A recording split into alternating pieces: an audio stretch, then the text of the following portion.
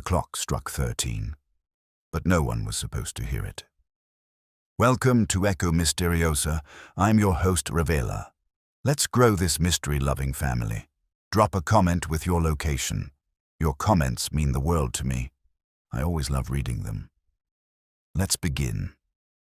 It was a bitter January morning when the letter arrived, crisp and curious in its formality. I had just returned to Baker Street with a slight limp, a relic of our recent and most unpleasant escapade along the Thames embankment, and was warming my hands over a modest fire when Holmes, who had been seated in his armchair with the Times folded beneath his elbow, extended the envelope toward me with 2 fingers. "Pray, read this aloud, Watson," he said without looking up. "You will find it stimulating." The handwriting was of the meticulous copper plate variety, evidently from someone of good education and practiced decorum. I cleared my throat and began, "Mr. Holmes, I implore your immediate attention to a matter both inexplicable and urgent. At precisely 1 o'clock this morning, the long case clock in our front hall struck 13 times. This would be an amusing mechanical anomaly were it not for the fact that at the 13th chime, my brother, Lord Julius Carvel, was discovered dead in the adjoining drawing-room.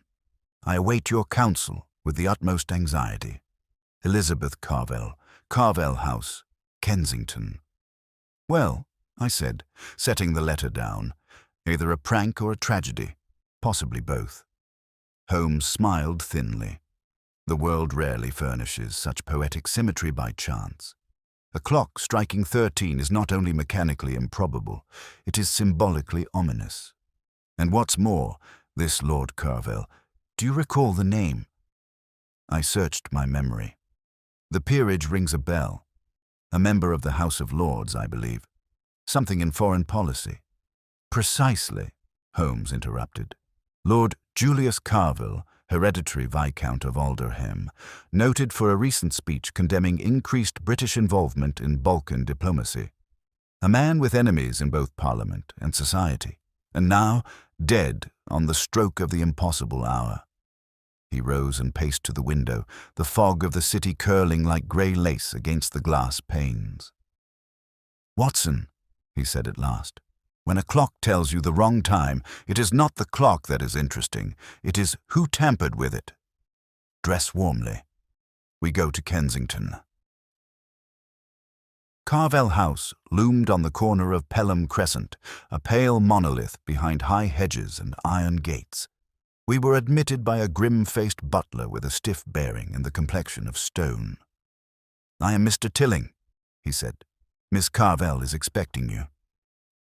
We followed him through a wide corridor where a grand mahogany clock stood sentry. Its pendulum, long-stilled, hung immobile within the glass pane. It was a majestic piece with Roman numerals and golden scrollwork, but even I could see at once what Holmes must have noted the moment we stepped through the threshold. "There is no numeral for 13, I whispered. Holmes gave me a side glance. "No, but there are many ways to fool the ear, even if not the eye." Miss Elizabeth Carvel awaited us in the drawing-room. A tall woman of about 30, with sharp cheekbones and a voice that betrayed sleeplessness beneath composure. "I thank you for coming, Mr. Holmes. The police have offered explanations, none of which satisfy." "What do they say?" Holmes asked gently, taking no seat. "That my brother likely died of heart failure, alone, perhaps after a fright. That the 13 chimes were a mechanical defect, that servants' imaginations are to blame." "And what do you say?" "I say that my brother was not a nervous man, nor ill. He was preparing for a speech this morning. He had enemies, and above all, I heard the clock myself. 12, and then a pause. And then one more. 1. Singular. It was deliberate." "Who was in the house last night?" "Myself. My brother, Mr. Tilling, our butler whom you've met, and Mrs. Adelaine, our cook. All our other servants had the evening off. There were no visitors." "Was your brother found immediately?" "Almost. I went to see what the chime meant. He was in his chair by the fire. His eyes were open, but the doctor said he'd been dead for less than a minute. Holmes inclined his head. And you say the police believe it was natural? They do, but She faltered. He received a letter yesterday. It upset him greatly. He burned it in the grate, but I saw him pacing after, muttering. I do not know from whom it came. Holmes's eyes narrowed. May we examine the drawing room? Of course. We entered the room where Lord Carvel had died. The scent of extinguished embers clung to the air. On a side table lay an untouched glass of brandy and a silver snuff-box. Holmes knelt near the hearth and examined the grate. Ashes had been swept aside, but not completely. He extracted a small blackened scrap with his tweezers and handed it to me. It bore a single inked word: observe. He moved then to the clock itself, where he knelt again and ran his fingers along the rim of the brass face. A curious detail, Watson, he murmured. This clock's hammer is governed by a spring lever, fairly modern, very difficult to produce extra chimes without tampering, and yet it chimes once more, and a man is found dead. He stood and addressed Miss Carvel. Miss Carvel, was your brother in the habit of winding this clock himself? No, she said, eyes flicking to Tilling, who stood silently nearby. Mr. Tilling maintains it. Holmes turned to the butler. And you wound it yesterday? Yes, sir, at 9 in the evening, as always. Holmes stared at him, then nodded briskly. I shall return tonight. I wish to hear the clock for myself. And with that, he turned on his heel and strode from the room, calling over his shoulder to me. Come, Watson, we must speak to the constable, the cook, and the clockmaker, and not necessarily in that order. Outside, the fog had thickened. Holmes, I said, adjusting my scarf, you believe the chime was arranged? I believe, Watson, he replied, eyes fixed on some distant point through the gloom, that we are dealing with a murder announced not by cry or weapon, but by the tolling of a ghostly bell, and I intend to know why it tolled once more than it ought. We left Carvel House in silence, Holmes tugging his collar against the mist and walking with that long-limbed urgency I'd come to recognize as the prelude to a storm of thought. It was not until we reached the edge of Hyde Park that he finally spoke. You saw the word, Watson. Observe, I nodded, the image of that scorched fragment vivid in my mind. Part of the letter that so unsettled Lord Carvel. Likely the last line, Holmes murmured. A pointed directive. Too brief for idle sentiment. Whoever wrote it wished Carvel to witness something, possibly something timed to the chimes. He did not die by happenstance, Watson. He was summoned. But what could the sound of a 13th chime signify? Surely he didn't die from fright alone. Indeed not. We must assume that the chime was part of a design, not merely an auditory oddity, but a calculated signal. To the victim, perhaps. To the killer, certainly. We continued on toward Kensington High Street, where Holmes stopped before a modest shop whose windows were cluttered with ticking brass timepieces and porcelain dials. The lettering above the door read, T. Abernathy and Sons, Horologists. Inside, the air was thick with oil and dust. An old man with a jeweler's lens affixed to his brow looked up as the bell above the door jangled. Mr. Abernathy, Holmes said with polite crispness, you maintain the long case clock at Carvel House? I do, sir. Regularly. It's a good piece. Mahogany with a Charles Clay movement, restored in '74. Keeps perfect time. Always has. Holmes gestured toward the counter, behind which a collection of mainsprings gleamed. Have you made any recent repairs? No, sir. I examined it just before Christmas. Oiled the escapement and adjusted the strike spring. Nothing since. Holmes narrowed his eyes. Would it be possible to manipulate the clock so that it strikes 13 at 1 o'clock? Abernathy gave a dry chuckle. Not by accident, I'll tell you that. The mechanism's pinned to strike 12 and no further. You'd need to physically alter the rack. Remove the stop pin, extend the snail wheel. Devil of a job. Someone would have to know what they were about. Could it be done discreetly? Well, Abernathy hesitated, wiping his hands on a rag. Not while it's ticking. You'd have to stop the movement, which anyone in the house would notice. But if someone had access during winding, it could be altered then, though you'd still hear the gear work, clicking oddly. Holmes nodded slowly, thanking the man with the tip of his hat. Outside, the fog clung to the air like gauze. "So," I said as we turned back toward the crescent, "the clock could not have struck 13 unless it was deliberately modified. That implicates someone with both knowledge and opportunity." "Precisely. And our friend Mr. Tilling, the butler, is the only one who winds the thing. But you observed how quickly he volunteered that fact, almost too quickly." "You suspect him?" "I suspect everyone," Holmes said mildly, "but I believe Mr. Tilling's alibi is not one of absence, but of too perfect presence." We arrived back at Carvel House just as the lamplighter passed the gates. The front door opened before we could knock, and Tilling stepped aside to admit us without a word. Holmes proceeded at once to the drawing room, where the scene had remained untouched. The clock, still inert, stood like a sentinel above the silence. Holmes approached it again, this time removing a small case from his coat and producing a jeweler's lens of his own. He crouched before the mechanism, examining it with utmost delicacy. "I suspected as much," he said after several moments. "There are fresh scoring marks on the count wheel. Someone filed it. Poorly, I might add, but just well enough to allow an extra hammer drop." Miss Carvel entered just then, her face pale but composed. She clutched a folded envelope in her hand.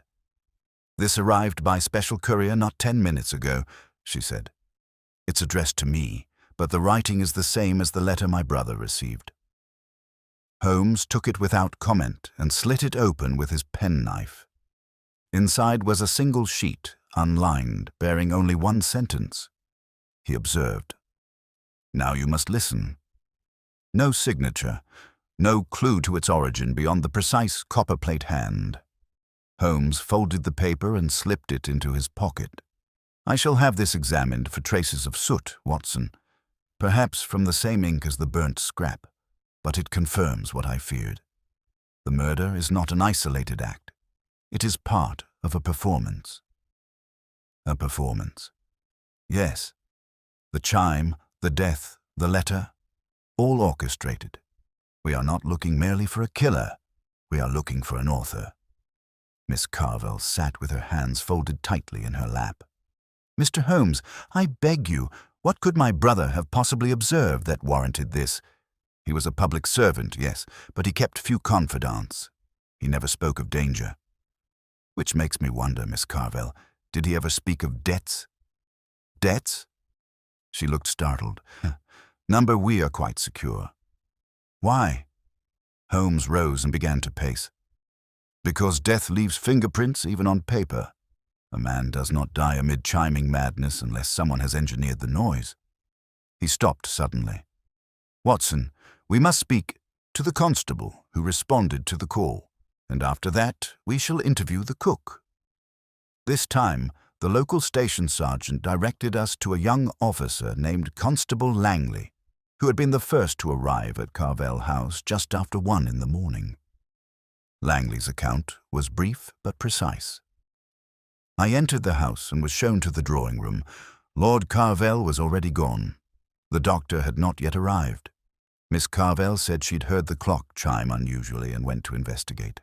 Mr. Tilling corroborated her account. Holmes asked only one question. "Did you hear the clock yourself?" "No, sir. It had already stopped when I entered." We returned once more to the house, where Mrs. Adelaine, the cook, awaited us in the narrow warmth of the kitchen. She was a broad woman with flour on her sleeves and eyes that had seen much and missed little. "Did you hear the clock last night, Mrs. Adelaine?" She shook her head. "Not I. I sleep heavy, sir, but I'll tell you what I did notice. Tilling went to win the clock at 9, as always, but he didn't come back down for almost half an hour." "Is that unusual?" "Very. He's usually done in 10 minutes, but he looked pale when he passed me on the stairs."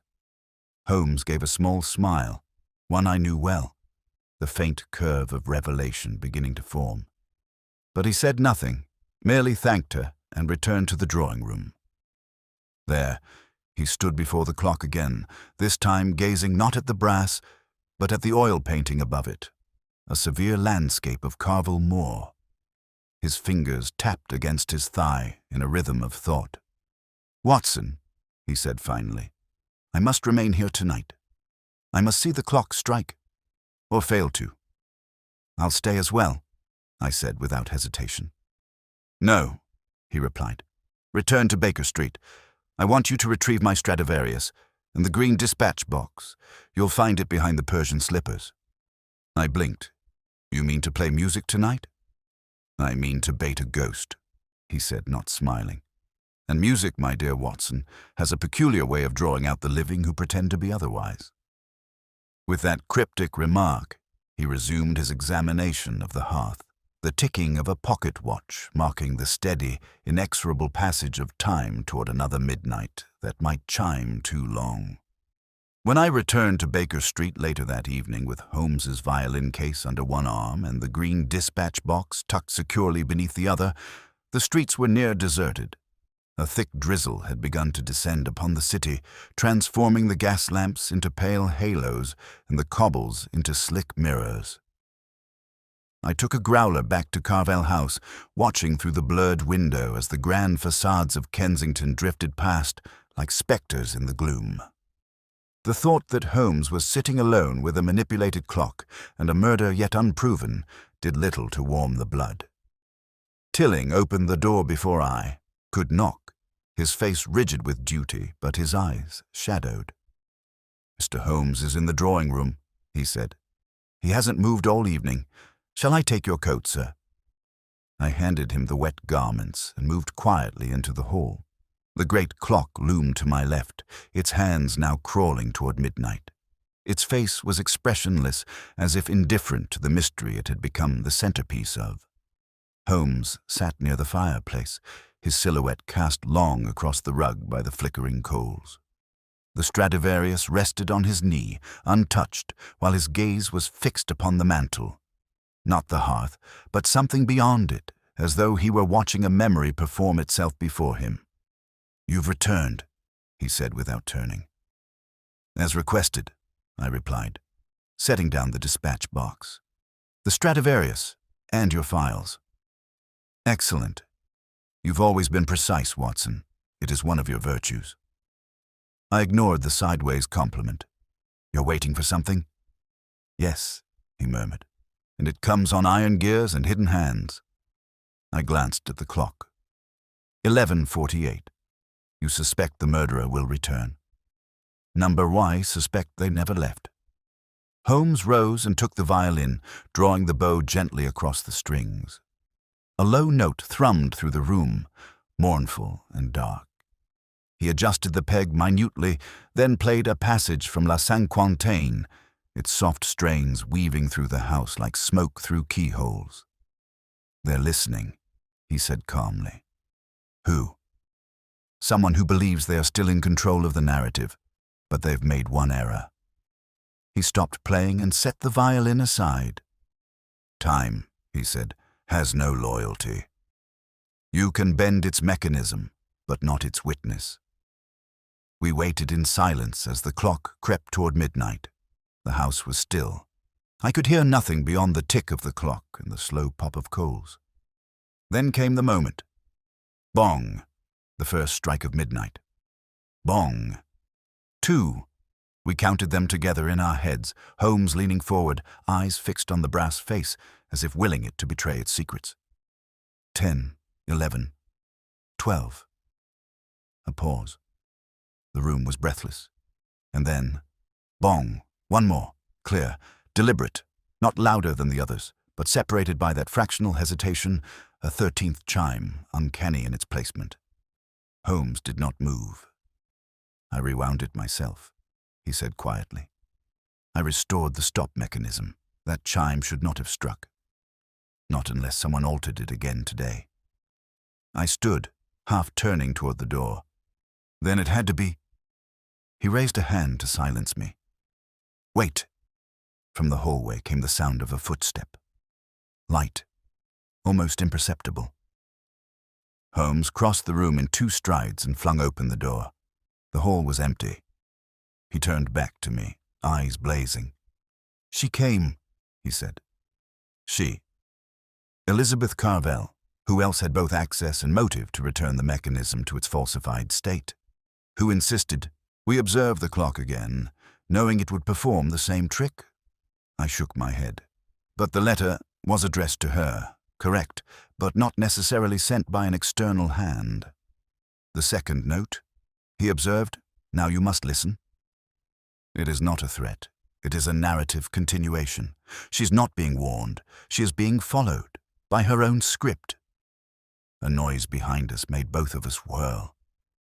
Miss Carville stood at the threshold of the drawing room, wrapped in a shawl.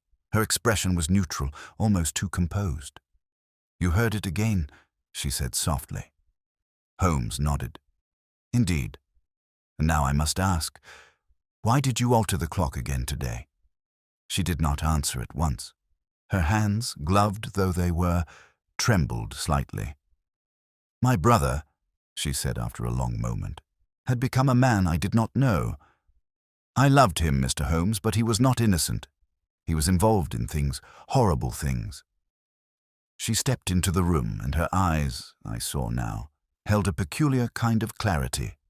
Not grief, something harder. "He received a letter. Yes. It said, 'Observe, just as you found.'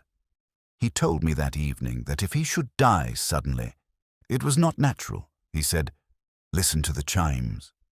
And then he burned the letter." Holmes regarded her with something close to pity. "Your brother was being blackmailed."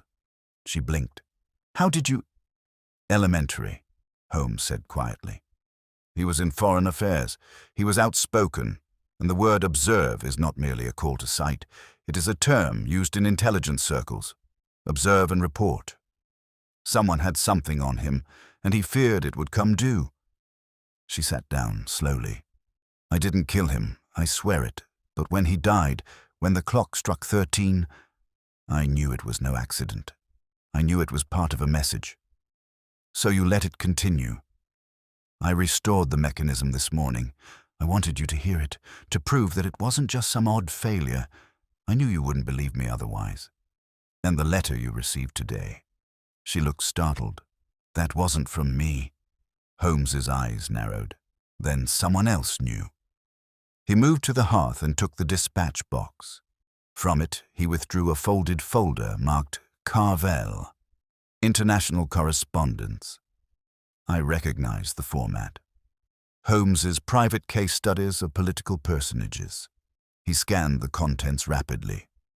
"Watson," he said, passing a page to me. "Read this." It was a brief record, dated 2 years prior, noting that Julius Carvel had attended a clandestine summit with a diplomat from the Kingdom of Serbia. The meeting had been suppressed in all records, but it was rumored that funds had changed hands. Illegally. "Blackmail," I said softly. "Indeed," Holmes said. "And tonight's letter wasn't a warning. It was a ritual. The killer is reliving the crime, marking it again in sound." He turned back to Elizabeth Carvel. "Miss Carvel, I must ask you not to leave this house until further notice. You are not under arrest, but this matter has entered more dangerous waters than I anticipated." She looked as though she might protest, but then simply nodded. Holmes stood still for a moment longer, then turned to me. "We need to speak to someone not yet questioned," he said. "The man who delivered that second note. Couriers rarely forget a face."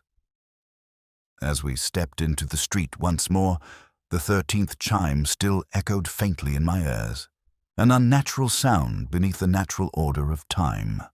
And I saw, not for the first time, that Holmes's eyes no longer looked at the world as it was, but at how it had been rewritten by hands no one else could see. Morning broke with a bleached sky and a brittle stillness that reminded me of the final hour before a storm. Holmes and I took breakfast in silence at Baker Street, our tea left to cool in their cups as he studied the edges of thought rather than the pages of the newspaper. I did not interrupt. His eyes, half-lidded as if drowsy, were the very signal of alertness, processing, weaving, narrowing the field. At last, he set his cup down untouched. "We must locate the courier," he said as though I had asked. "The second note," he observed. "Now you must listen," was delivered without a signature, yet within a window so narrow that it could not have been random. It was meant to arrive just before midnight. That level of precision requires proximity and planning. "You believe the courier was hired directly?" I asked. "Indeed, and not through the public post. A discreet hand, most likely someone local and easily forgotten. Unless, of course, one is trained to remember." We hailed a hansom and returned to Kensington, this time to a small storefront on Harrington Road, just off Queen's Gate. It bore no grand signage, only a brass plaque that read, "Mercer's Discreet Deliveries," the sort of firm that operated between the cracks of official channels, favored by solicitors and the quietly scandalous alike. Inside, a red-nosed clerk peered up from behind a battered counter stacked with routing slips. "Yes, sir," he asked, eyeing Holmes's coat with a mixture of suspicion and respect. Holmes flashed a card. "Sherlock Holmes. I seek information about a delivery made last night. An envelope sent to Miss Elizabeth Carville at Carville House, Kensington Crescent. It would have been requested no earlier than 6 o'clock. The man blinked. "Carville House, eh? That'd be run through the private urgent stack. One moment." He disappeared behind a beaded curtain. We heard the riffling of files, then his voice calling someone down a stairwell. Presently, a gangly youth of 17 or so emerged, still fastening his collar, his hair flattened oddly as if he'd been napping in a hat. "This is Tommy Bloor," the clerk said. "He ran that package." Holmes turned to the boy. "You remember the job?"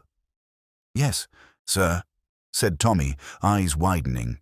"I remember because the gentleman who handed it to me paid double and said I was to knock only once and say nothing.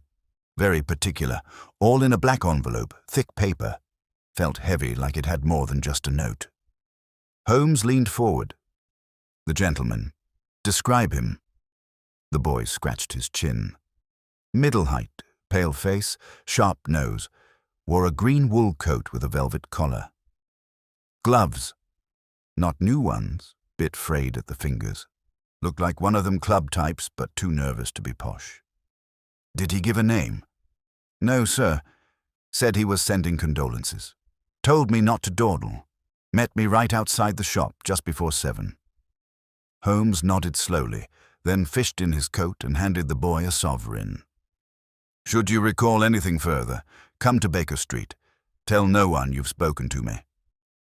Back outside, Holmes paused beneath a wrought iron lamp-post, staring down the street toward the misty outlines of the crescent. "A green wool coat," he murmured. "Frayed gloves. Hired directly. No return address. The killer is close, Watson. Proximity is key. Whoever sent that message wanted to be certain it arrived on time, not by post, not by chance, but by design." "But to what end?"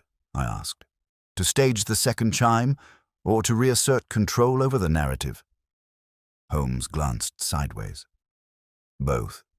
But also, I suspect, to escalate. A performance does not repeat unless the next act demands it." As we walked, I reviewed the logic aloud, more for myself than him. Lord Carville receives a note. Observe. He dies at 1 in the morning, after the clock strikes 13.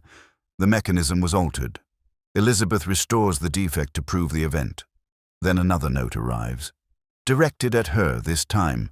You suspect the same hand authored both. But she denies sending the second. "She does," Holmes said evenly. "And I believe her." The tone shifted. The first was a warning, the second, a challenge. Our next stop was the home of Inspector Lestrade, whom Holmes had summoned earlier that morning by wire. He met us on the steps of his house in Clapham, already in coat and bowler. "Been expecting you, Holmes," he said, his mustache twitching. "So, this ghostly chime business? Oddest thing I've heard all month. You think it's murder? I think it's theatre, Holmes said, with a corpse in the first act and a murderer in the audience. We rode back to Carvel House together, Holmes brief and exact in his recounting. Lestrade listened in silence, frowning slightly, then offered a single nod. Let me see the clock. Tilling received us again, stiff as ever, and led us to the drawing room. The great long case stood unchanged, its pendulum ticking steadily, as if mocking our obsession with its false voice. Lestrade bent to inspect it, then stood, unimpressed. It's a clock, Holmes. And yet last night it lied, Holmes murmured, as did someone in this house. At that moment, Miss Carvel entered. She looked drawn, the hollows beneath her eyes darker than before. Mr. Holmes, she said quietly, there's something I must show you.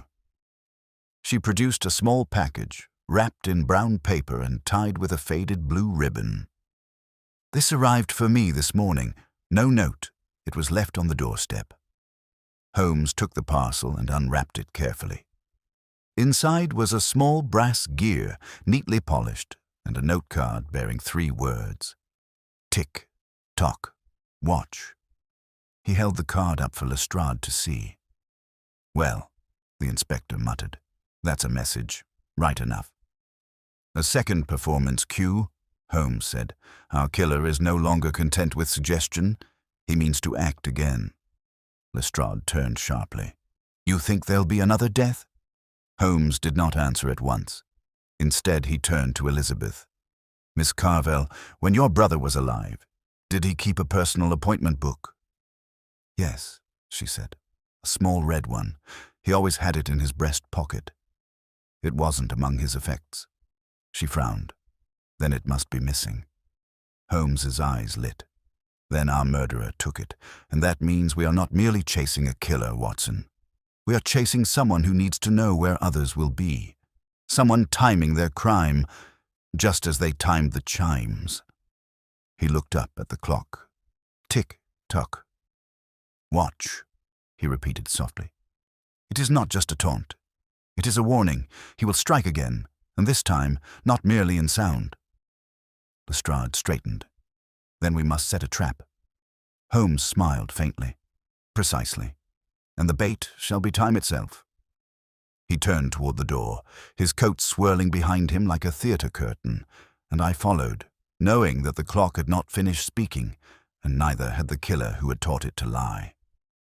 We departed Carvel House just after noon, and Holmes, with his coat buttoned tightly and his eyes narrowed against the wind, strode down Pelham Crescent as if the killer's shadow were still clinging to the railings behind us.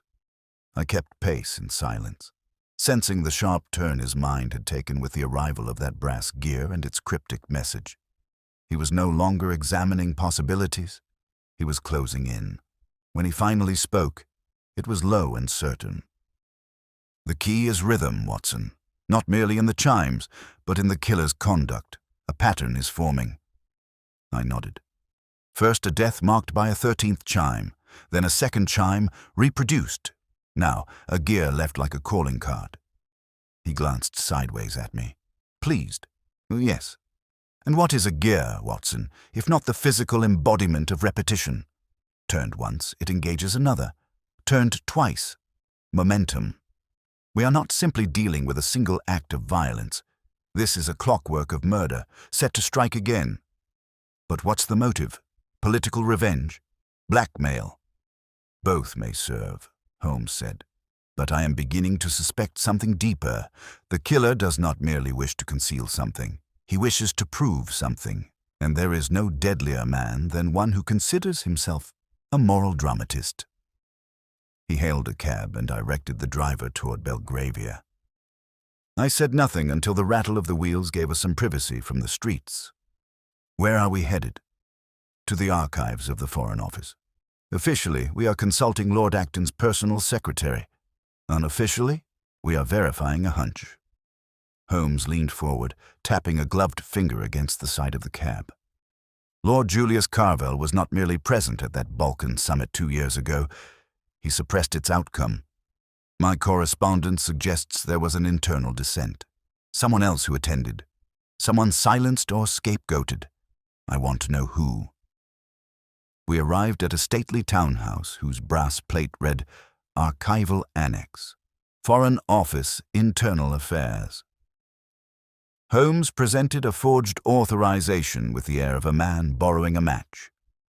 The undersecretary, young, precise, and sleep-deprived, led us to a quiet reading room and produced the ledgers from 1893. Holmes turned the pages swiftly, scanning entries, cross-referencing attendance logs with known records. Then his hand stilled. "Here," he murmured.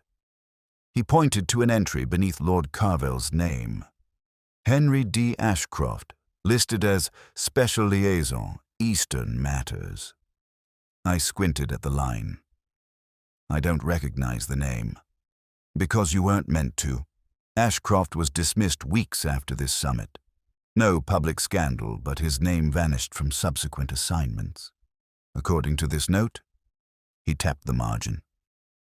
He was cited for breach of internal protocol. No further elaboration. Was he prosecuted? Apparently not. But he was erased. Holmes sat back, steepling his fingers. Suppose Ashcroft uncovered something, a financial arrangement, a betrayal of policy. Suppose he threatened to expose it, only to be sacrificed in the name of diplomacy. He vanishes from public life, and then 2 years later, Carvel is found dead at the precise moment a clock strikes 13. And the messages begin. He closed the ledger gently. Revenge, yes, but also demonstration. Ashcroft, if he is indeed our man, is telling a story through these acts. He has become the very clock that once regulated him, and now he intends to toll again. I sat forward, suddenly alert. You think the next strike will be tonight? I do. Where? Holmes reached into his coat and withdrew the red leather appointment book Lestrade had found earlier, recovered not at the scene, but from the ashes of a grate in the guest bedroom, hidden under half-burned correspondence and barely legible. Holmes had spent half the night restoring it with lemon juice and heat. He opened it to the final page. Here, he said, tapping the corner. One last entry, written faintly, but the ink pressure is distinct. It reads, 11:45, Weatherdon House, Hargrave. I frowned. Weatherdon House? That's the private gentlemen's club in Westminster. Members include former diplomats, retired colonial administrators, and several current members of Parliament. Carvel was a member, and apparently he had one final meeting arranged, a secret one. Holmes closed the book.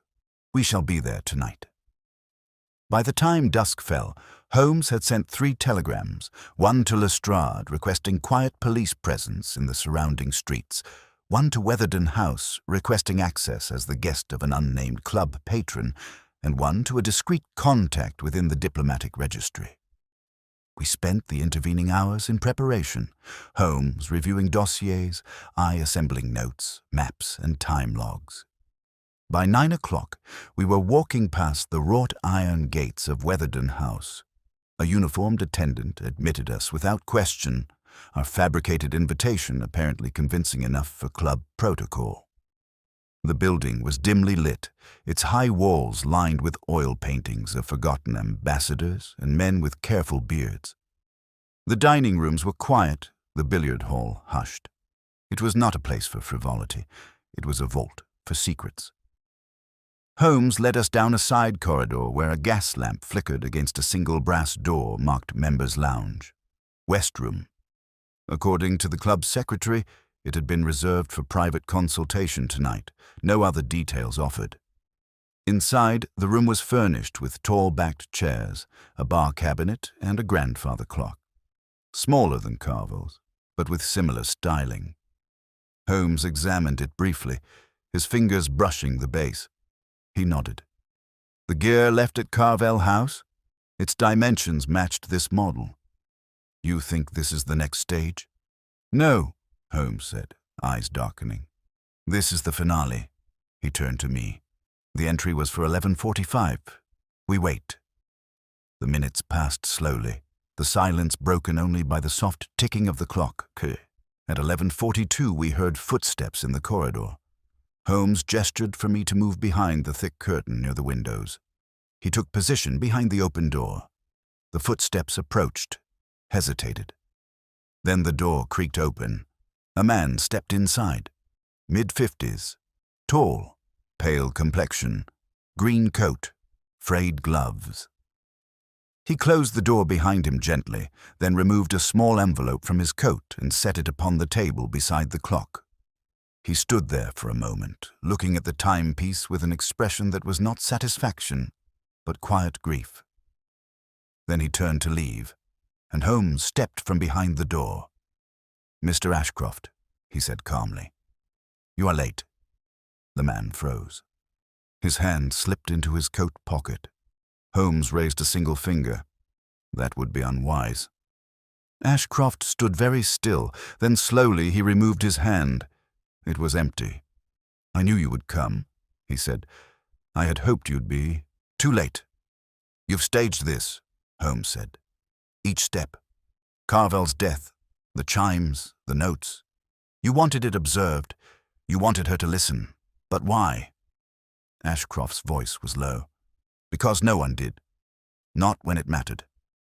Holmes said nothing. Ashcroft sat heavily in the nearest chair. "I warned him.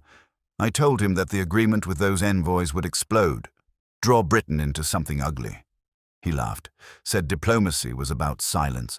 He thought I was too earnest, called me a romantic. "And so you became a dramatist," Holmes said. Ashcroft nodded. "He stole my life, my name. But I would not let him keep the last word." Lestrade entered moments later with 2 constables in tow. Ashcroft did not resist. He merely looked at the clock as it struck midnight. 12 chimes, no more. And so the rhythm ended. The chimes had scarcely finished echoing when Ashcroft stood of his own accord, as though he had been waiting for the final toll to mark his surrender. Holmes said nothing at first, only gestured to the constables, who stepped forward with a practiced efficiency that revealed how thoroughly Lestrade had prepared for this outcome. Ashcroft offered no resistance, though there was a solemnity in his bearing that demanded neither pity nor scorn, only acknowledgment. He glanced once at the clock, then at Holmes, before allowing himself to be led away into the corridor without a word. Lestrade lingered for a moment longer, exhaling heavily as though some great tension had broken in his spine. "You were right," he muttered, glancing from Holmes to the envelope Ashcroft had placed on the table. "He meant to kill again." Holmes shook his head. "Number. He meant to perform the final act. The death was never planned, not tonight. It was already written in the past." Lestrade raised an eyebrow. "Then why come back at all?" "Because a clock, once tampered with, does not untick itself. He needed the audience. He needed the curtain to fall." Holmes picked up the envelope. It was addressed not to Elizabeth Carvel, nor to any government office, but simply, "To whom it may concern." He slit it open with a thin blade from his watch chain and unfolded the letter within. The handwriting was as sharp and meticulous as the one on the earlier messages. I moved beside him and read over his shoulder. "I was not born to be a liar. I was raised among those who cherished order, honor, and precision. Traits befitting the diplomat's life, they told me. But I saw early on that honor is too easily rewritten in ink. What matters is not what happens, but who records it." Julius Carvel recorded my silence. He turned my descent into disgrace, my warnings into betrayal. When I discovered what he had signed, what blood money had changed hands, I told him the truth would find him. He laughed. And so I found a language even he could not redact. "You've heard it now. Let the truth ring." Holmes folded the letter quietly and passed it to Lestrade. "You'll see that it includes no confession of murder. Carvel's cause of death remains unexplained, medically speaking." "Poison?" Lestrade asked. Holmes shook his head. "I had a hunch, but the medical examiner found no trace of any known toxin. No puncture wounds, no trauma. A sudden collapse. And yet, perfect health until that moment. But there's one thing I suspect was overlooked. He turned to me. Watson, when you examined the body, what did you notice about his pupils? I hesitated, thinking back. They were dilated, I believe. But that's not unusual in a sudden death. No, Holmes agreed, unless the heart had not yet failed. Pupils can dilate in response to extreme shock. Fear, neurological trauma. I believe Carvel died not of poison, but of terror. Lestrade frowned. You think Ashcroft frightened him to death?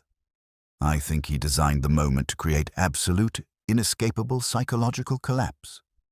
Imagine, Watson, a man receives a letter bearing a single word. Observe. Then, just past midnight, the clock chimes once more than it ever should, a grotesque violation of time itself. He walks into the room. A note burns in his mind. The 13th chime echoes.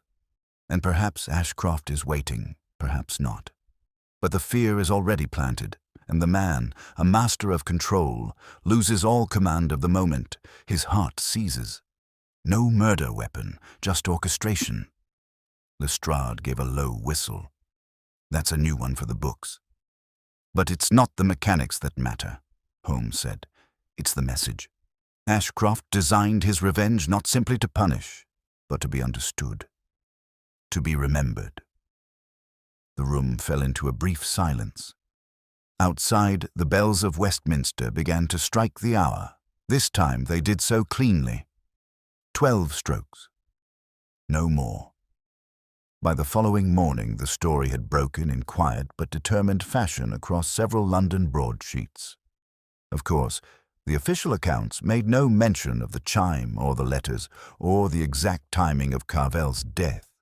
Instead, they cited the arrest of Henry D. Ashcroft for unlawful trespass, disturbing the peace, and suspected blackmail. But Holmes, ever the connoisseur of footnotes and coded references, pointed out the discreet phrase nestled in the back page of the Gazette. Sources close to the Foreign Office indicate that recent revelations have reopened inquiries into diplomatic mismanagement regarding Eastern agreements of 1893. Holmes did not read the article. He had already moved on. By the time I returned to Baker Street that afternoon, he was once again seated cross-legged upon the divan, his violin resting across his knees, his bow moving lazily in the air, but striking no notes. The letter from Ashcroft lay folded on the table beside him. "You've read it again," I said, removing my gloves. "3 times," he replied. "Each time it says less about the man's guilt and more about his purpose."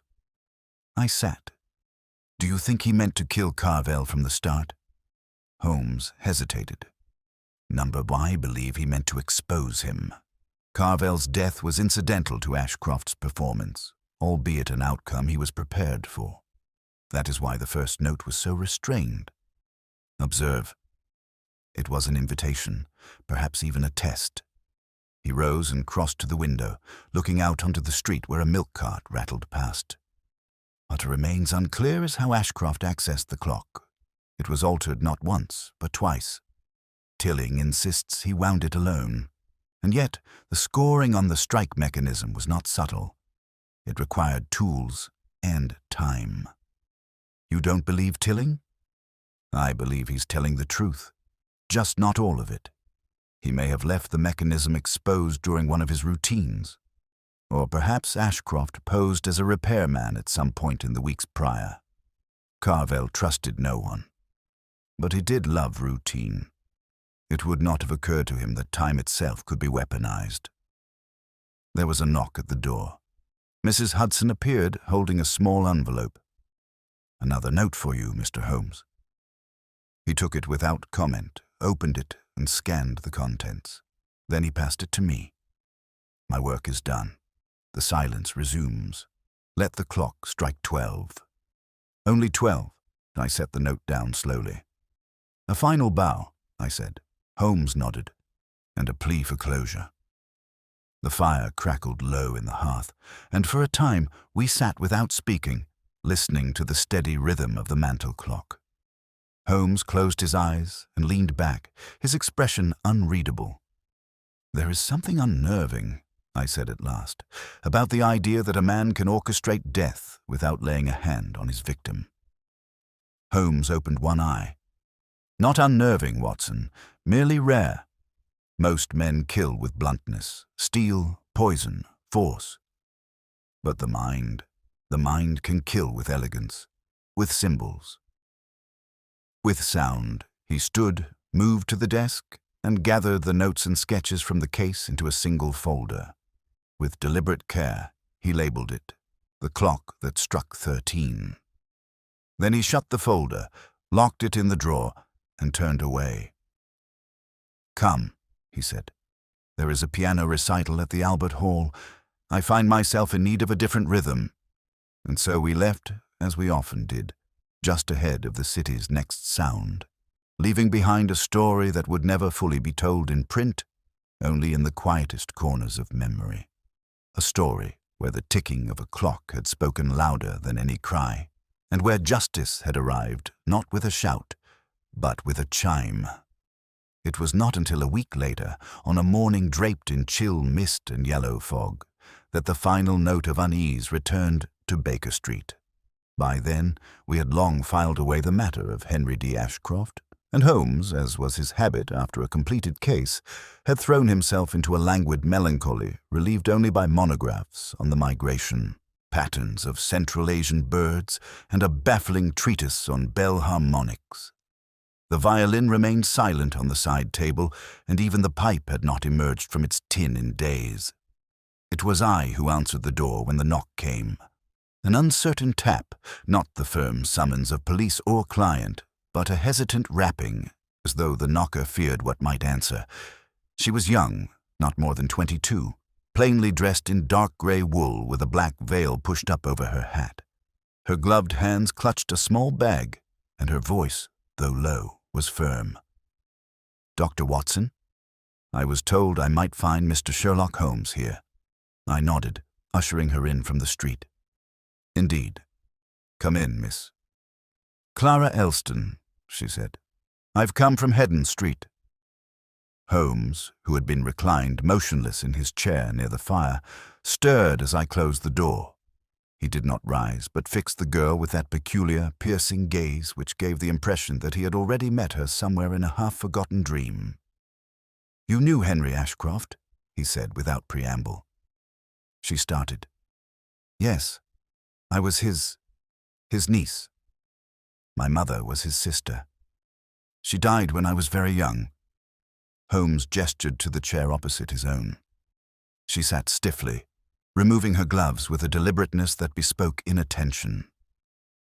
"I know what he did," she said. "I read the papers, of course. But I don't think they understand." Holmes steepled his fingers. "And do you?" She nodded once. "He wasn't mad, Mr. Holmes. He had lived with bitterness for so long that it became something else. Something ordered. He called it the symmetry of wrongs. I thought it was a phrase of his own invention until I found the manuscript." Holmes leaned forward slightly, eyes sharpening. "What manuscript?" Clara reached into her bag and withdrew a small leather-bound journal, worn at the edges and tied shut with a red ribbon. She placed it gently on the table between them. "He sent it to me by post. It arrived 3 days ago, dated 2 days before he was arrested. I hadn't the courage to open it until last night." Holmes untied the ribbon with a delicate hand and opened the journal. Its pages were densely filled in Ashcroft's tidy, austere hand, calculated, unhurried, like a man writing by metronome. For several minutes he read without speaking, turning each page as though turning a gear. When he looked up at last, I saw that distant focus in his eyes again. The moment where his thoughts reached beyond mere fact, into pattern. "He recorded everything," Holmes said softly. "Not merely the planning, but his beliefs, his doubts. He wasn't merely avenging himself against Carvel. He believed he was restoring a kind of moral balance. Clara nodded. He said the chime had to be heard by more than just Carvel. He said he wanted it to become a mark, not a weapon, but a signal. Holmes's expression darkened. Then I fear the case may not be as concluded as I believed. I turned to him, alarmed. You mean someone else might carry it on? He didn't respond at once. He turned back to the journal, flipping toward the final entries. Then he passed it to me and pointed to a particular paragraph. If I fail in the performance, I leave this rhythm to the ones who heard it, to those who still understand what was taken. I ring once for the silenced, and should the clock strike falsely again, let them know it is not done. I looked up slowly. You think he meant for someone to follow him? Perhaps not directly, Holmes murmured. But ideas, once loosed, do not vanish, especially not ideas dressed in precision and moral grief. He has framed his act not as revenge, but as ritual, and ritual invites repetition. Clara's voice was barely audible. I didn't come to warn you of anything. I thought someone should understand the full truth. Holmes studied her for a long moment. And you are certain you've not shared this with anyone else? No one. He nodded. Then I suggest you don't, for your safety as well as your peace. There are ears still trained to hear that chime, Miss Elston. And if even one of them believes it should ring again... He left the sentence unfinished. Clara thanked us and left with the same quiet grace she had entered. I closed the door behind her and returned to the sitting room to find Holmes standing now at the window, the manuscript still in his hand. I thought it ended, I said. At Weatherden House. Holmes nodded slowly. So did I, but consider, Watson. The chime was an announcement, a summons. If Ashcroft saw himself as herald rather than executioner, then what if someone else saw themselves as successor? A silence fell between us, broken only by the ticking of the mantel clock. Do you believe another murder will follow? I asked. Not yet, Holmes replied. But the clock has been wound, and someone, somewhere, may already be listening for 13. He walked to the hearth and laid the manuscript carefully in the dispatch box. Then he looked at me with a gravity I had not seen since our darkest cases. When it strikes again, Watson, it will not be for revenge. It will be for belief. I felt the chill reach the marrow of my spine, not because of what had happened, but because of what might still. And even now, as I write this down, I can still hear it, the echo of that unnatural 13th chime, not in the ears, but in the mind. Some clocks do not stay silent. Some stories do not truly end. And in the shadows of London, the sound may yet ring once more. The following morning, Holmes was already dressed and standing over the hearth by the time I descended the stairs. He had not lit his pipe, nor opened the paper beside him. Instead, the small brass clock on the mantel had become the object of his scrutiny. He studied it with an intensity more befitting a coded cipher or human skull. It ticked steadily, innocently, each click marking a moment we would never retrieve. I set down my cup. You didn't sleep. He didn't look up. Sleep implies conclusion, Watson. The symmetry Ashcroft spoke of is not a personal conceit. It's a framework, and frameworks are rarely constructed by one man alone. You believe someone helped him. I believe someone understood him. He turned from the clock and moved to the desk where Clara Elston's journal now lay beside the original case folder. He opened it again to the final pages, tracing a line with his finger. He makes reference here to a gathering, a table of the unheard, he calls it. Not literal, at least not necessarily. But I note the plural. He viewed himself not as a singular actor, but as the representative of a grievance. That, Watson, is dangerous. Surely if someone intended to continue his campaign, they'd have done so already, I said. The press has died down. Scotland Yard is no longer calling. The Foreign Office is burying its embarrassment. Even the clocks have resumed their proper tolling. And that, Holmes said softly, is precisely why I'm concerned." He crossed to the window. It was a grey morning, blurred by frost and soot, the chimneys along Baker Street whispering their breath into the London sky. There's a quiet that follows impact, Watson. Not always peace. Sometimes it is simply the drawing back of a pendulum before the next swing. We spent the day reviewing the journal more meticulously, cataloguing the names Ashcroft mentioned. Diplomats, clerks, delegates, ministers. Some were alive. Others had died in the past year. A few, curiously, had done so under peculiar circumstances. An accidental fall in Vienna, a suicide in Brussels, and one man found drowned in a canal in Rotterdam. The details were sparse. No clear pattern, no official links. But Holmes's brow furrowed as he laid each clipping before us, forming what looked increasingly like a constellation whose shape was not yet visible from our vantage. "Do you see?" he said at last. "They are not random, they are placed." I hesitated. Placed how? He opened the dispatch box and withdrew a sheaf of old maps, diplomatic travel routes, embassy stations, consular service postings from the early 1890s. "Each of these men," Holmes said, pointing, "was present or posted near the Carville-Ashcroft summit, or was indirectly involved in Eastern policy communications. Their names are not always on official records, but they surface in Ashcroft's annotations. These were men of silence, Watson, and they are being silenced in return." I sat back slowly. "You think Ashcroft didn't just orchestrate Carville's death? You think he began a purge? I think he began a reckoning, and now someone else is finishing it." Before I could reply, a knock interrupted us, this time more urgent. Mrs. Hudson answered, and a moment later, Inspector Lestrade entered in his overcoat, face pinched with something sharper than professional irritation. "I hoped you'd already be working," he said, removing his gloves. "You heard about John Wincroft?" Holmes nodded. "Dead." Lestrade's brows rose. "How did you—" "You're standing here with a telegram in your pocket and a look that tells me it's not a common corpse. When did it happen?" "Last night. His valet found him collapsed in his study. No sign of trauma, no suicide note. The physician says it was a failure of the heart, but no history of illness. You may recall Wincroft was Carville's aide in '93. "Indeed," Holmes murmured, "and one of the few still in government confidence." Lestrade crossed to the fire and warmed his hands. "The Foreign Office is quiet as a churchyard. No inquiry. No press. Just a private burial request in a sealed room. That's why I came. If it were any other man, I'd call it coincidence.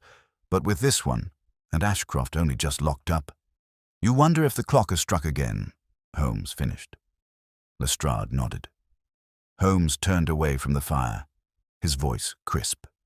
"I want the coroner's full report. All details, including access to Wincroft's home. No interference, no sanitization. If they refuse, tell them I already know." "I'll try," Lestrade said, grimacing. "But this is higher than I like. Quiet men in polished offices. They're not fond of daylight." "Then we'll bring a lantern," Holmes said. That afternoon, we visited the Wincroft residence in Mayfair, a red brick townhouse with dark windows and a drawn carriage under canvas near the gate. The butler, clearly rattled, admitted us reluctantly but said nothing of substance. It was the study we wanted, and Holmes insisted we enter alone. The room was austere. Mahogany desk, leather armchairs, no fire in the grate. But Holmes's eye moved directly to the mantel. Not the books, not the floor, not the shelves. The clock. Smaller than Carville's, a white enamel dial with Roman numerals, and a hairline fracture in the glass casing that caught the lamplight. Holmes stepped forward, inspecting the movement with a magnifying lens. "Filed," he said. "Just as before. Rougher this time. Cruder." I felt a chill creep along my arms. Another chime? "No one heard it," Holmes said. "Not this time. The clock was wound down, either forgotten or meant only for Wincroft himself. He turned toward the desk, lifting a sheaf of papers carefully. Nothing of note. Then, beside the inkwell, he found a slip of paper, folded and neatly creased. He opened it. "We heard you say nothing. Now we toll for those who did." No signature. No heading. Holmes folded the note and placed it into his pocket. When we returned to Baker Street, the sky was nearly dark. Holmes did not sit. He paced. Each turn of his step matched the ticking on the mantel as if measuring two clocks in parallel, one mechanical, the other buried in time. At last he stopped and turned to me. "Do you see it now, Watson? This is not about vengeance alone. It is about legacy." Ashcroft framed his performance in language borrowed from history, from ritual. But someone has taken it as doctrine. The chime was not the conclusion. It was the prologue. "You think this will continue?" "I know it will." He turned to the desk and began to write. Letters, names, patterns. Then he paused and looked at me, eyes dark with the calm before deduction. They are not just marking the past, they are counting toward something. The silence between the chimes is narrowing. And as the coals settled in the grate and the city exhaled its usual smoke and secrets, I began to understand what Holmes had already foreseen. That some clocks are built not merely to tell the hour, but to count down. And in the distance, faint and not yet real, I thought I heard it. The pause before the next strike. It was just past midnight when Holmes ceased his pacing and abruptly sat down at the desk. His pencil, sharpened to a ruthless point, began tracing arcs and lines between the names we'd catalogued. Ashcroft's annotations had formed the skeleton of the list: Carvel, Wincroft, Meridew, Bracknell, but Holmes had extended it beyond Ashcroft's known contacts, adding diplomatic underlings, attachés, and political operatives whose names never surfaced in official dispatches, but whose careers aligned disturbingly well with the long shadow of the 1893 summit. I watched in silence, recognizing the rhythm when Holmes entered this trance-like phase, thinking not as a man walking forward, but as one walking backward from a conclusion he had not yet revealed. The lamp hissed quietly behind him. The fire had burned low. Outside, the city was still. He stopped only when the pencil lead snapped under his pressure. With a mild grunt, he retrieved another from the drawer but did not resume drawing. Instead, he stared at the web of names and dates with narrowed eyes. "It's not arithmetic," he muttered. "It's sequence." I rose and moved behind him. "You've found the next step." "I've found the clock's intended tempo," he replied. "These deaths, Carvel's, Wincroft's, they are not chosen merely for significance. They are aligned in time. Not dates, Watson. Intervals." He pointed to the corners of the page. Carvel died on January 5th at 1 a.m. Wincroft precisely 1 week later. Same day of the week, same hour. 7 days, 7 nights. I felt a prickle at the back of my neck. "You think the next will fall a week from now?" Number, I think the killer, or killers, mean to increase the pace. Ritual begins in ceremony, but it moves toward climax. The symmetry demands contraction. Observe the pattern, 1 week between deaths. But prior to Carvel's fall, there was no public act, only silence. Then the 13th, chime, then the note, then the echo. He tapped the timeline he had drawn. "It is a crescendo, and we are approaching its sharpest pitch." He rose and strode to the window, where the street lamps stood like sentinels, illuminating nothing. "I believe the next will strike in 3 days, perhaps 2. And I believe it will not be a single man.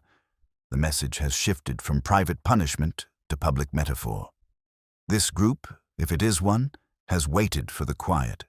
Now they want the noise." I stood beside him. "Then how do we stop a strike we cannot see?" Holmes turned his eyes toward the fog and did not blink. by becoming the chime before theirs. We did not sleep. Holmes's telegrams went out before dawn, to Mycroft, to Lestrade, to 2 confidential informants in the telegraph registry and courier exchanges. He requested silence, but speed. Every inquiry framed in hypotheticals. Nothing written that might confirm we were close to unraveling something more coordinated than any of us had dared admit. By midday, the first response arrived from Mycroft's man embedded within the diplomatic corps. It was a short message, but carried weight. Bracknell resigned this morning without explanation. Quiet exit. Private residence shuttered. Rumors of sudden illness, but no confirmation. File sealed. Bracknell. Another name on Ashcroft's list. Another ghost emerging from the edges of that cursed conference table. Holmes read it and said only, "It has begun." We visited Bracknell's residence that afternoon, but the butler informed us that Mr. Bracknell had left town 2 days prior, citing exhaustion, no forwarding address.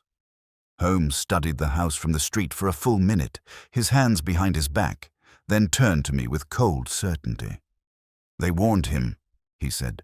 "Whether to flee or to fall, I cannot yet say." The next clue arrived without summons, delivered by a boy in rough boots, no envelope, no name. He handed it to Mrs. Hudson, who brought it to us with a worried frown. Holmes opened the folded note and read it aloud. "It will no longer strike in halls of power.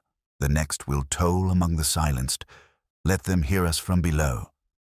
He looked up at me. "They're leaving the drawing rooms. They intend to echo downward." I frowned. "What does that mean?" Holmes walked to the fireplace, his movements sharpening. "It means the next target is not political in name, but in meaning. They will kill someone who represents the voiceless, a figure that anchors the symbolic weight of injustice. This is no longer about vengeance for past agreements. This is about performance for those not in the room." I said nothing, only letting the weight of it settle in. "Watson," Holmes continued, "we must go to Whitechapel." It was an unthinkable pivot, and yet in Holmes's tone there was no hesitation. That evening we found ourselves among the narrow alleys and crumbling brick of Spitalfields, where fog mixed with coal soot and the scent of old meat and burnt potatoes clung to the gutters. Holmes had walked these streets before, during darker times with darker shadows. This time, however, he was not chasing a blade, but an idea, a doctrine turned into action. We sought out a man named Ezra Peel, a printer who ran a radical sheet from a cellar off Gun Street, one Holmes had aided years earlier in a matter involving forged death certificates. Peel recognized Holmes at once and agreed to speak under the seal of confidence. "You're not the first to ask," Peel said, his voice coarse from years of shouting over press noise. 3 nights ago, a man came asking after names. Survivors. People silenced by the policymakers. Not lawyers or politicians. Just men. Women. He carried a ledger. Asked if I still had a list of the protesters arrested during the rail tariffs debacle. Holmes leaned forward. "Did he give a name?" Peel shook his head. "But he left something behind. Here." From beneath the counter, he produced a small card, pale gray, with black ink pressed into its surface in a precise serif font. "Time belongs to the hands who feel it pass." Nothing else. No signature. No return. Holmes's jaw tightened. "Then the strike will not be personal. It will be public."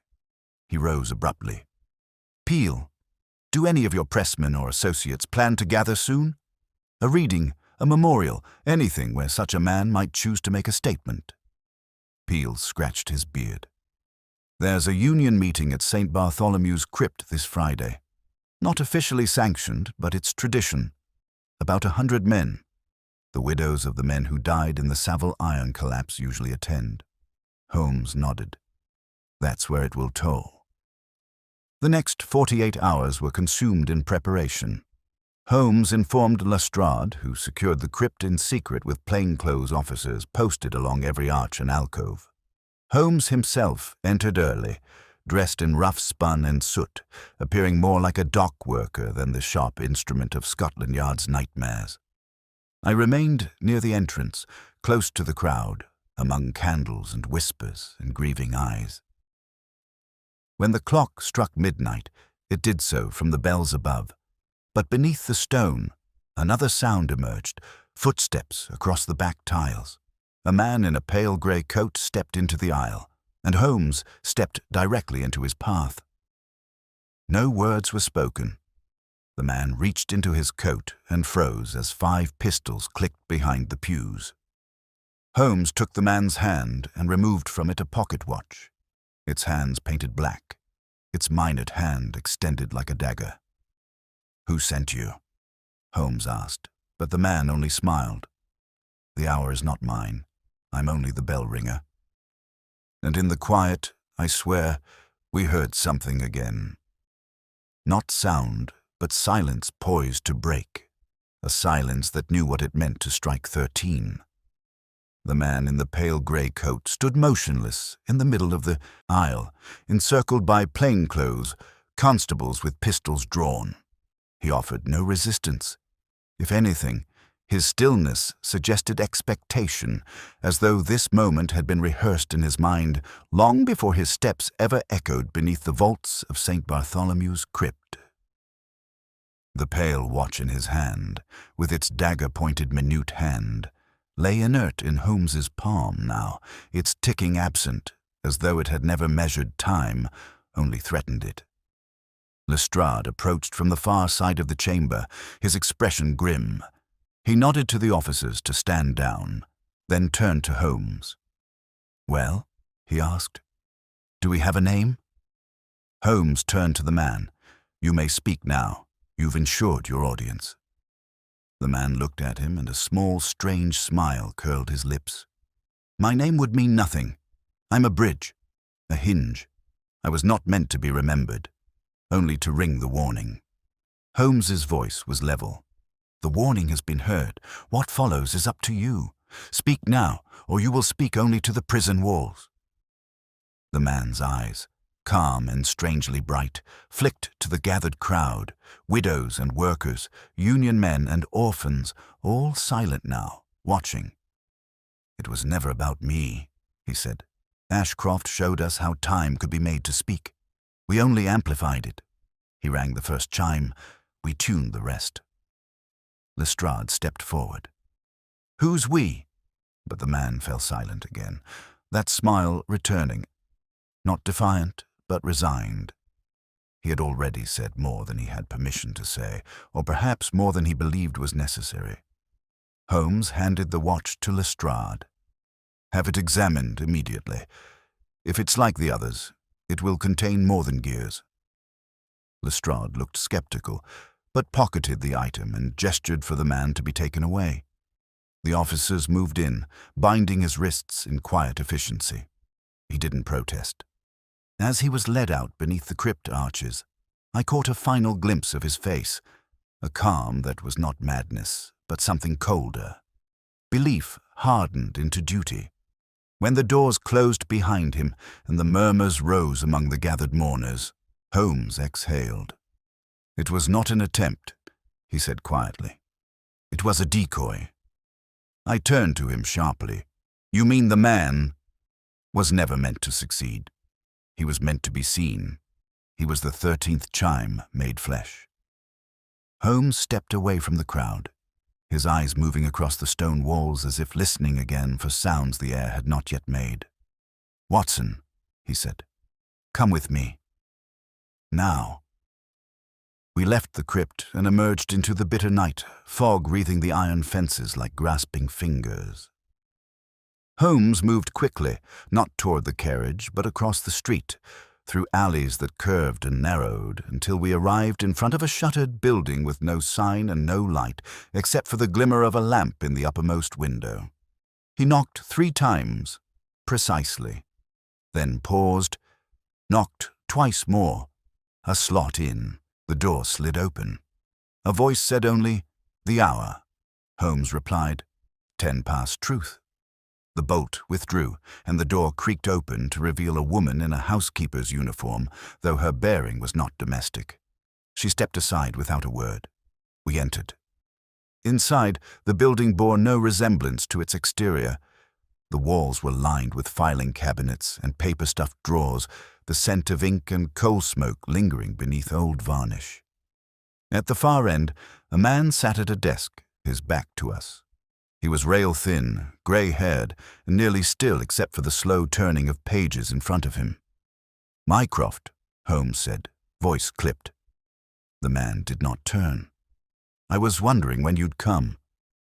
I had not seen Holmes's brother in some years, and time had not softened him. If anything, he had become more angular, more recessed into the shadows of empire and influence. When he finally looked up, the weariness in his eyes was buried beneath sharp calculation. "You found your bell ringer, I hear," Mycroft said. Holmes nodded, but not the conductor. Mycroft gestured to a chair. "Then sit, and I'll tell you what you've walked into." We did, and the silence before he spoke was longer than it needed to be. "There's a file," he said, "sealed beneath parliamentary security. Code name, Ordinate. Drafted in the wake of the 1893 summit. Officially, it doesn't exist. But within that file is a list of names. Men who ensured the outcome of that conference through manipulation, blackmail, and, in at least 2 cases, assassination. I felt a cold weight settle in my stomach. "The file was never meant to be opened," Mycroft continued, "but someone found a reference to it, someone clever. I believe it was Ashcroft. He never saw the contents, but he saw the footprint. And that was enough." Holmes's voice was steel. "And you let it fester." Mycroft didn't flinch. "It was not mine to unseal. It was protected by men who would rather history be written without ink." "Then we are reaping their silence," Holmes said. "This movement isn't about that file. It's about what it represents. A record of what men refuse to acknowledge." Mycroft leaned forward.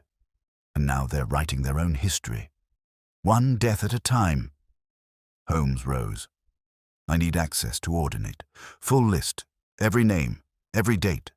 You know I can't give that. Then you'll watch the pendulum swing again in 3 days. Or 2. Or 1. Tick, Mycroft. Tock." Mycroft stared at him for a long time. Then, reluctantly, he opened a drawer and removed a black envelope. He slid it across the desk.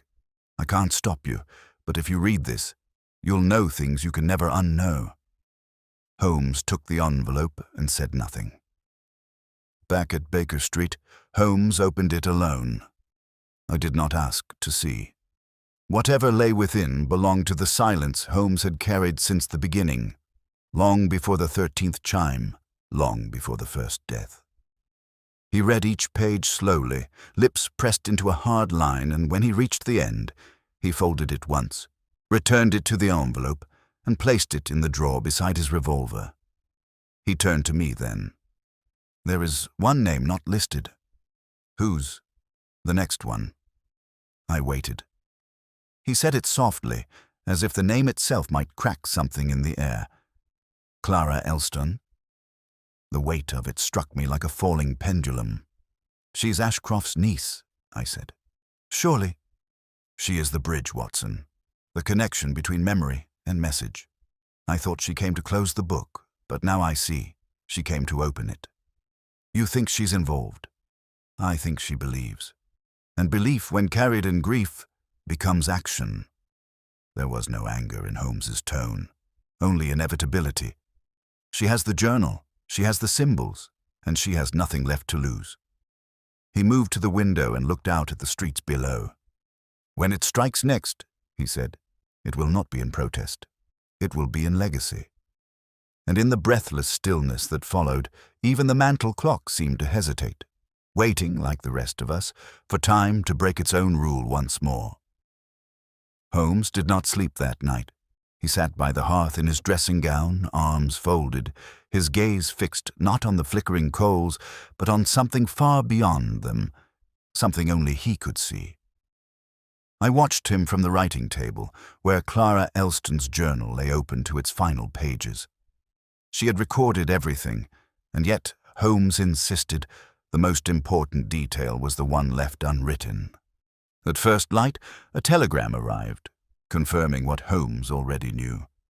Clara had not returned to her lodgings in Hampstead. She had disappeared sometime before midnight. No witnesses, no word. Holmes rose without a word, dressed quickly, and instructed me to gather my coat. "We must go to the source," he said, "to where time last spoke clearly." We rode in silence to Carvel House. It stood vacant now, its windows shuttered, its rooms unoccupied. Elizabeth Carvel had moved to Sussex under her solicitor's urging, and the property was held in probate. Yet Holmes insisted it was here, where it all began, that the last chime would seek to echo.